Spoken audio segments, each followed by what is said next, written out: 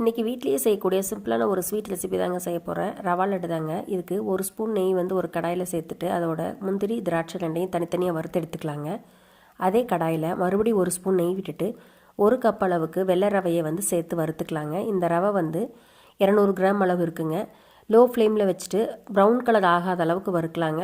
ரவை வறுபட்டதும் லேசாக மணம் வரும் இல்லைங்களா, அந்த வரைக்கும் வறுத்துட்டு கூடவே அதே கப்பில் 3/4 கப் அளவுக்கு சர்க்கரையை வந்து இதோட சேர்த்துடலாங்க.